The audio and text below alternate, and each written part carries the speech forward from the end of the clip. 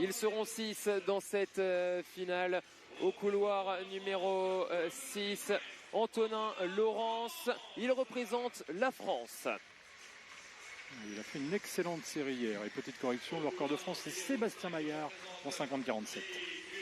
À Val-de-Reuil, bien sûr. Et à la fin de cette course et à la fin de ces 2 tours et de ces 8 haies qui seront franchis, eh bien on saura qui sera le champion du monde de la spécialité. Un Portugais, un Américain et 4 Français. Quand même intéressant de voir le temps de Laurence en série, qui est allé quand même assez vite. Une course ouverte donc pour lancer ce programme international. Ils sont 6 pour un titre de champion du monde.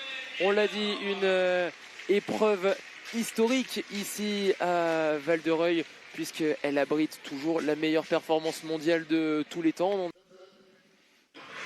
C'est parti pour cette finale des championnats du monde du 400 mètres et en salle.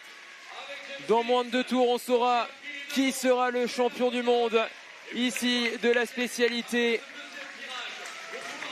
C'est parti très fort au couloir numéro 5. James Smith de Second. Il va se rabattre en tête.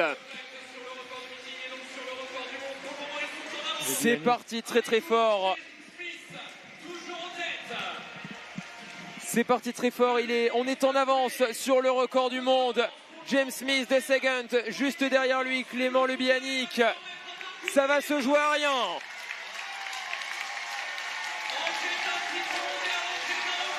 L'entrée dans la dernière ligne droite.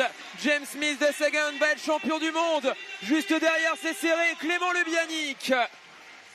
2 Français sur le podium des championnats du monde du 400 mètres et en salle, un 400 mètres et de cette finale du 400 mètres et en salle avec James Smith qui a toutes les opérations et il a conservé la tête de la course pour empocher ce titre de champion du monde du 400 mètres et en salle. On voit que derrière ça s'est battu pour ce podium avec la 2e place de Clément. Un Français peut en cacher un autre, Antonin Laurence qui termine 3e et la 4e place pour Diogo Barrigana.